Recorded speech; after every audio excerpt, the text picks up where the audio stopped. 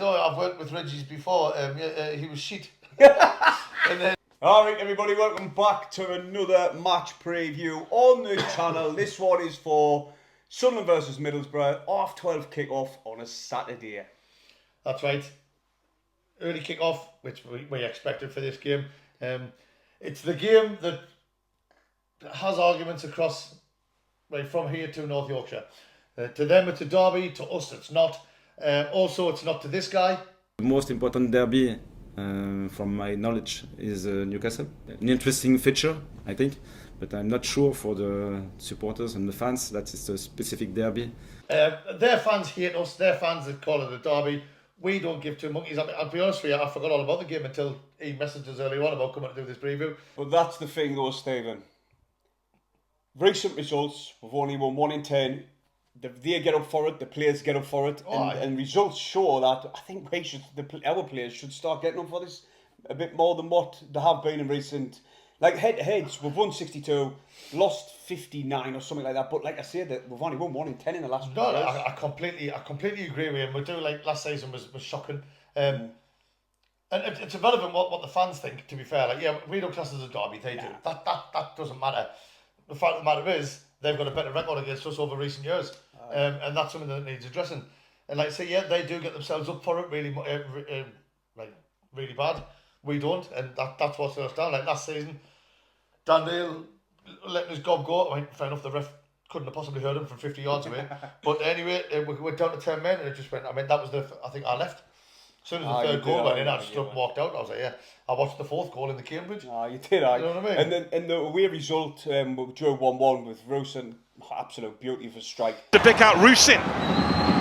Nazari Rusin found a way through. But like I said, same, we dropped 4 points against them. So we're going to have to change our... Well, not us, the fans win it, because I didn't. But the players are going to have to change their thinking regarding this game. Yeah, I know Reggie did say, like, it's an important game, but it's not a derby. It's a rivalry, that's what I say. I always say that's not a derby, it's a rivalry. But the fact of the matter is, we want to be winning games like this. Yep. We took a little blip last week against Plymouth, where I think I said after the live stream, in my eyes, Plymouth deserved to win the game, especially off their second half performance. They upped their tempo, they dominated possession, and they took the chances. I mean, fair enough, we scored one of them for them. Hell of a save by Patterson, and then Ballard ran into it, he didn't know nothing about it. And then I think it was a penalty, Ballard wiped him clean out. Aye. And then the third goal, my eyes, Patterson should have done better. He parried it straight out to that little so-and-so Andrews. I think he owes somebody an apology. No, I don't. He should have been sent off. He's a little gobshite. But anyway, he powered it straight on him, and then he hit it straight at Patterson, and it hit his legs and went over him. But it is what it is. We still scored 2 goals, so we're still managing to score goals, and we're attacking better than what we were at the back end of last season. But I think maybe we need to bounce back. They need to bounce back. I noticed throughout the game their attack was coming down the left-hand side. That's Sissoko constantly. He turned Hume inside out a few times. To be fair, I've never seen anyone treat Hume like that since I hate to say it, Gordon. Aye. To be fair, that's but I think against Gordon, Hume he played the occasion and not the game. He was just trying to dive in for the big tackle. But that's Sissoko with his quick feet.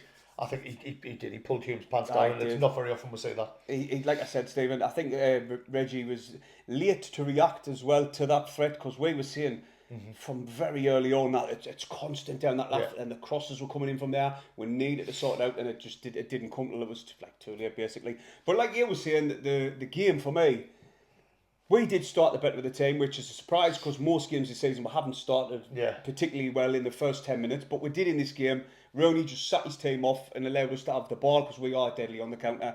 And then as soon as we got that goal, I thought they were just starting to creep and up the levels a little bit. Second half was a different kettle of fish to come at us. Energy, tempo, they were very direct and they were getting in our faces, using plenty of aggression, especially from Edwards. We'll not mention his name. My mate. Your best mate. But for those of you who don't know the reason we're focusing on that, it's because on the live stream when he scored, I said, it felt like that little so-and-so Andrews. Edwards. Edwards, sorry. That little so-and-so Edwards, because obviously as you can tell I was a bit annoyed with it. And then a Plymouth fan clipped it and shared it, and he watched it and he retweeted it saying, "Little, that's a bit harsh." Now, I know what he feels like getting called little from you all the time, but I was gonna retweet it and say he's like this all the time. I'm 5'9", I get it, but I didn't. I just thought, I thought that it was a joke. It was funny, and anyway, he found it funny. Of course, he scored the winner. I know, and it had to be him though. Of course, he took his chance well, but under Patterson. But listen, but he hit it straight at Patterson. It didn't go under him. I know thought on the live stream I thought it did, but then when I watched the replay, he hit it straight at Patterson, and he kind of threw himself up, and it hit off Patterson's shin, and then bounced over him. Oh, right. I thought he should have done better. Patterson didn't. He hadn't the best of game, like early, in that game. Sorry. But like you say, he made some good saves, but they were just rebounding straight to Plymouth players or bouncing off Ballard. Ballard, he had a game to forget, let's be honest. Giving away the penalty. Goal, giving away a penalty. But what good news, I mean, he got injured at the end of the game and he ended up getting helped off the pitch by 2 physios. But he is available for tomorrow. He is. Brown's not, which I'm absolutely devastated for.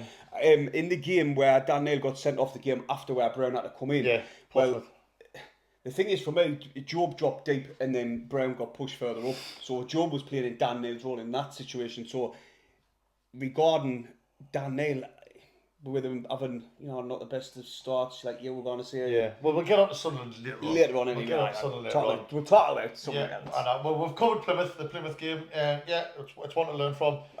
We've still had a hell of a start of the season. There's no taking away from that. If somebody offered you 4 wins out of 5 games before the season started, you'd say, damn right. But a little one, on Tuesday night, I went to the stadium to a little talk in with the new signings. Some of you will have seen the post I put on Facebook about it. It was all right. It wasn't organised very well. We didn't get in until 15 minutes later than what it was meant to start. You couldn't see once you were in there. And I mean, it's a talk in with some players that couldn't speak English. Alexic just got the microphone and went, hello. and then that was it. Sam Ed said he couldn't speak English and then he didn't shut up. Yeah, he said, oh, I've worked with Reggie's before. He was shit. And then he was on the stage with Isidore, Brown and Meffin, and they all just buried their hands like, oh my God, no. And they were laughing, and then he was like, no, I only joke. That sounds good though, doesn't it? Oh, good crack. You like them type of players in your team? Isidore literally did not shut up. Did he not? It was Frankie who was doing the interview, and Frankie asked him a question, and then Isidore got the microphone and said, first of all, I'd like to say, I don't know why I'm doing a French accent. I'd like to say thank you. You made us feel very welcome. I enjoyed meeting you in the streets and all that, and taking photos with you, and I just want to do well for this really good club and all that. And then he was like, what was the question? He just kept on talking. He was absolutely barking mad. Like, there was someone asked him and Samad, do you know what FTM stands for? But he asked them in French. Aye. So did they tell him? Isidore just went, yeah. Isidore even said when he was getting interviewed, he says, he was like, there's only one big team in the North East, and I'm playing for them pretty much. Man. So he knows how to get the fans on side. Isidore's going to be a fan's favourite, guaranteed. He was absolutely hilarious. But like them are the type of characters you definitely need in the changing rooms, like lift people's spirits. 100%. A bit like a Luke 09 type, like. Isidore, he said the Luke 09's been a massive influence on him since he come to the club. Just the way he says he just lives for the club. He's just the club. He says on the pitch, in training, off the pitch, he's just brilliant, and he's really looking up to him in his early son. I can imagine Luke making a massive effort to make the new lads very well. You know what I mean? So hats off to Luke and I for that one. And anyway, suppose we move on to Boro. Before you get any further though, there's going to be a minute's applause on the 40th minute, mate? 48th minute. So there's a young lad called Adam Lynch. He got in touch with us. He's literally a young lad, and his uncle passed away. He was a massive Sunderland fan, season ticket holder, and the family are hoping that the fans will do what we normally do and just give a family a little bit of a happy feeling in this bad time, and give them a round of applause on the 48th minute. We've put it up, I've shared it on our Facebook thing. If you go down and look, share it about, see how many people it gets to, and then hopefully we can make this young lad's wish and the family's request come true. Right. Now then, Middlesbrough, Stephen, last season they finished 8th. They missed out on the top 6 by 4 points. It's absolutely no in it, really. Well, it was 4 points. Jeez, not bad. Now then, Middlesbrough, like I said, they just missed out on the top 6 till I was really interrupted. They've got a good squad, Stephen, haven't they? They've got some really good players. Players what can score goals. Just look at, how did he say this one? Emmanuel Latilat. Yeah, I got it right. Yeah, He got 16 last season, didn't he? Yes, he did. So indeed. you know, he obviously knows where the back of the net is. Azaz from Plymouth Argyle, Yes. forward, good player. Last season got 11 goals, 10 assists. Let's say it's still early on in the season, so it's always hard to pick people out because there's like, I mean, you've got certain players like obviously Josh Madger. Have you heard of him? He's smashing the season. I think he's on 5 or 6 goals so far, but that's irrelevant. At Middlesbrough, they've won 2, they've drew 2, and they've lost 1, so they've had a decent start. It's been fairly mixed. They've scored 6 this season and they've conceded 4. Like I say, it's a mixed start of the season, but like Paul mentioned, they have got some threat. The 2 I'll mention is they've got Tommy Conway. He's got 2 goals so far this season, so he's gotten off to a good start. And Isaiah Jones. Now, he hasn't scored or got any assists yet this season, but the main thing I remember from him of the last 2 seasons is he is faster than a fasting in fast land. I think you said that as well, didn't you? He is absolutely rapid. And if I remember rightly, he was on the left. Which means Hume's in for another tough time this week. The thing is with Boro, right, they get up for this game. We said this early doors in what we were talking about, and they're always up the levels. So it's something we've got to be really aware of, unless it's going to be like, I didn't dare say it, touch wood, a fucking odd afternoon. Well, dinner time, should I say, not afternoon. We know it's going to be a hard. What's afternoon? It's after midday. Just don't put yourself down all the time. I can't stand early mornings, man. Oh no, I've got to miss my game for the Cambridge for this. But yeah, look, we know it's a tough game. Carrick's he's got off to a decent start. Obviously, I think he was hoping to be promoted by now. But look, Boro, like you say, we've already said it, they get themselves up for this game. They are a good team. They're no pushover. When they do lose this season, they haven't been losing by many. If you don't include the League Cup game against Stoke, because they had the reserves out pretty much. But look, we know it's going to be a battle, but we need to stick to our performances before the Plymouth game. We need to press them hard. We need to hunt in packs. This is something you said. And we need to create more chances. I don't think we created loads of chances against Plymouth, or not enough compared to what we could have. But listen, Boro's no pushover. It's going to be hard. We need to be up for it the way they do, and we need to try and turn around these basically our fortunes against Boro, because like I say, a 1 in 10 doesn't make good reading. No, it really doesn't. But like you say, Carrick, he knows. He's learned from the best. Like, he's worked under a lot of really experienced, talented managers. So we've got I know that Reggie will have that in mind, but regardless, we've got to up our game. We've got to concentrate on what we need to do. We added boxed off the early few games of the season, like the way we were pressing teams. We allowed them possession. Last season we were a very high possession team. Yeah. This season it's different. Other teams have come out and had a bit more possession wars, but we've looked much more of a threat than we did. Of course we have. I mean, even if you look, yes, we have now lost a game. We've conceded 4 goals. 2 of them were own goals and one of them was a penalty. That's true. So, and the other one, I reckon, should have been stopped.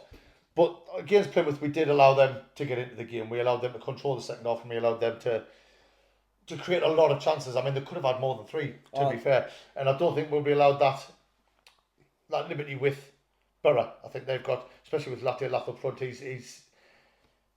was was it the Sombalonga who was banging the goals in? For them when they set in? No, not Sombalonga. Who was it? That 2 years ago, that striker who was banging them in for fun. And they set them. And then they set them, and then kind of Latte Lath stepped up last season, and he is a threat. So we've got to be on our guards. They're good at going forward. They're fairly solid at the back. They've conceded the same amount of goals this season as what we have. We might as well move on to Sunderland now. No, we better not. Well, it is sort of Sunderland in a sense. But in that game, we could have easily went in at half 2-0 up when Mundell missed that chance. We like you said, we gave away a penalty. Yeah. Things could have been different on any other day. But, we could have. But with the second half, like you said, it was all their half really. We just weren't the same as what we had been. No, we weren't. We knew that was going to come. We went after. I mean, I know I said 5-0, but I think that's going to be carried away. You cannot win every game, you know. No, definitely you cannot win every game. And we knew Plymouth Rooney was eventually going to get his first victory. Let's be honest. If a striker hasn't scored for 30 games, and then he's played us the next game, he's getting a hat-trick. So that's the way the world works. But like I say, Reggie today in his press conference, he didn't say that. He said the Ballard's available, which was it's positive news because he didn't look good after the game on Saturday when he was getting carried off pretty much. And I tried to get information on the players on Tuesday night, but Meffin wasn't giving out away. I was like, oh, he's hoping to get some. He says he's hoping to get some game time on Saturday. I tried to ask him about Ballard. He went, no, I think he's all right. I said, but it didn't look good. He went, no, I think he's all right. I said, you're not giving out away. He was letting you know he's going to be all right. No, but I was like, you're not giving out away. He says, no. And I said, we're saying Brown. He was in a knee brace at the talking. He's out. We got told at the talking that the brace was just precaution and he had tests. It's only for a week. He's out because Reggie today said he's out. He'll be all right he's out anyway. And Sam Ed, our new centre midfielder, he's back in training with his first team next week. When we spoke to him on Tuesday night, he said he'd expect to be back involved. We're not back involved with the Mastier squad in 2 What about? 2 weeks. I know Adji needs much more time, but what about Paveda? Is it Paveda went off injured against Bilbao last week? Was it last Tuesday at the stadium? the under 21? Yeah, he went off injured, but he tweaked his hamstring. He didn't say much. To be fair, he was quite funny because they went in, even he was wearing a massive oversized grey tracksuit, a pair of Asics running trainers. He had these earrings in, and when they asked him questions, he was like, he speaks perfect English, obviously with an accent. He's going, yeah, and then he just passed it over like that. He seemed like dead shy. It was quite funny, to be fair. But I don't think he'd be involved on Saturday because of their hamstring injury. Normally they don't try and rush people back from there. But other than that, like our new striker, he didn't speak much English either. Frankie was trying to ask him questions, but he was saying too many words and too quick. So he was just like, he was trying his best. But, I think it's going to be the same as what it was. Well, it will be when it's like to say if Brown's out, he kind of come in for Dan Neil. But I don't think he would have dropped Dan Neil anyway. No, he's a captain, isn't he? One thing we'll touch up on Dan Neil. We know last season he was probably arguably our best player, other than Clark. He was our most consistent player, Dan Neil. You couldn't really disagree too much. There might be others in contention, but consistency-wise, Dan Neil was good. We know he likes getting forward and creating things and all that. And I think so far this season, in the games he's played, he hasn't had the same effect so far. And I'm wondering, is he still getting used to having the armband? Is the weight of the armband on his mind a bit more than his performances? Or is he trying too hard? Is he overthinking things? He does need to up his performances, in my eyes, from the way we started this season. And hopefully, once he gets used to the armband, we'll see his performances pick up. Hopefully from this Saturday. It's just so early on to make decisions on whether, like you say, is the armband too much, like that little bit extra added pressure, which it will be regardless, because he's got to try and motivate the team as well as putting the performance himself. But like I say, is it too early on to be thinking things like that? Well, he has, for me, he's made a few mistakes. Like he's conceded possession a few times in the Plymouth game and the game before. He's got a red card. I'm not putting any doubt on Dan. We know what he's capable of. He's amazing. I think we just haven't seen what he's capable of yet this season. But I'm pretty sure the team will be the same lineup on Saturday as what it was against Plymouth. But I think like they've really gone on the Plymouth game. I know that was the last game what we had, but the games previous to that, the lads were mint like. Oh, they were. Oh, yeah, of course they were. Like Roberts, Reig, Bellingham. Bellingham is like a little bit of an unsung hero in a sense so far, yeah. Because he's digging a load of donkey work and he's not getting like as much plaudits what he should, to be honest. I disagree, mate. I think he's been getting praised loads. Do you think? I do. Because you know him out on Facebook page according to some. He's sitting there. I didn't believe everything he said on Facebook. No, man, our Facebook page. People can post what they want within reason. I'll just delete it because I can. But no, look, we have been playing well. The Plymouth game. We're not mentioning that again. Look, it was It was one to move on from. Look, yes. we lost. We still scored 2 goals. We're a bit unfortunate with the other goals, but it's Middlesbrough Saturday. We need to bounce back. We need a good, strong, convincing performance. Don't give them any time on the ball. Don't let them come at us and make them deal with us rather than the other way around. I remember last season, Stephen, when we came up with a good method of winning. Teams sussed us. If you remember, we were saying loads of times, they've sussed the way we play. I just hope with the way Rooney set up against us that other teams didn't clock onto that, and then we started to crumble and we didn't come up with a plan B how to combat that. But to be fair, I don't think it was a case of. I just think we didn't adapt. We knew what they were doing. Even Dan Neil after the game, he even said, he said, we just didn't adapt. He said, we knew what they were doing, but for some reason we were just slow to react. Or So, yeah, this and that's that. what it was like. I think it's just one of the, it was just one of them days, and I think they'll have been getting great. They'll watch the game back. They'll have obviously discussed the errors, the mistakes, and things that went wrong. Oh, I call and then they'll have worked on them this week in the training run. And I'm comfortable. I'm comfortable that we're going to see a fired up Sunderland on Saturday. Well, that's exactly what we need to see, because we're seeing what they were capable of early doors, and now that was a drop off the second half, especially against Plymouth, and coming up against Middlesbrough, who's going to be well up for the game. We need to see them attack this game like they have in previous games. For me, By the way, can we just mention before we go on to our score predictions, you've got to give credit where credit's due. Romain Mundle, 3-3. What an animal he is, mind. What an animal he is. Like me and you says, he's got big shoes to fill, and you will get size 8s. And then the week after I went, them size 8s have went a bit smaller now. And it just seems every game he's proven. He's got speed, he's got flair, and he's like I say, the goal he scored against Plymouth was a carbon copy of the goal he scored against Burnley. Well, me personally, I was thinking, well, he's got the pace, he's got the physicality, he's got the trickery to beat a man. He's a bit of a hothead. I just wondered if he had the final third, if he can, pick the target out and pull it in the back of the net. So far, he has.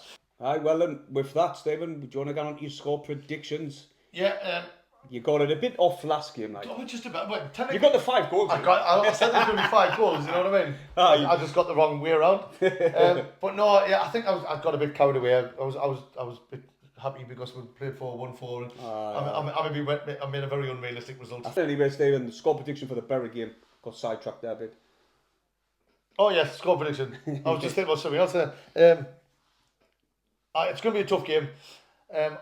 I'm going back to my old faithful. I think it's going to be Sunderland 3-1, but I think Boro's going to score first. I think Boro's going to score first. We're going to win 3-1. Mundle, Mayenda, and Rig on the score sheet. Do you know what it is, right? You took your score offers. You done it last time when you got it right. No, I was going to go first, and I says I'm going to attack that 3-1. I'm sorry, but everybody knows 3-1 belongs to me. Aye, well, next week I'm fussed. Remember that. Like I said, we're expecting what would you say? We're expecting a reaction from the Sunderland players. I'm not saying it was like the worst performance in the world, but we still need a reaction because, like I said, we know what they're capable of early games in the season. Boro's going to be up for it. It might be a close one, I think. I'm going to go Sunderland 2-1. I think Mundle will get the two of them. I'm going to talk about for Mundle 2-1. And another thing, if you want your Sunderland shirts, we give them away from a company that's been helping us out with these shirts for quite a while now. It's loosesoccer.com. GS10 in your codes, and then you get even further discount off. You do. If you've got something off Loose Soccer, comment so then other people can see how good the quality is and how quickly you got it and things like that. But yeah, loosesoccer.com, they help us out. They kit us out for the Euros, and they give us all the shirts that we constantly give away. That's just reminders. Mr. Ethan SAFC, message me or Stephen on Instagram, and you've won the shirt, mate, but we haven't got in touch yet, so you need to get in touch. That's about it, really, isn't it? It is indeed. Hit the thumbs up. Subscribe if you're new. Over the lads!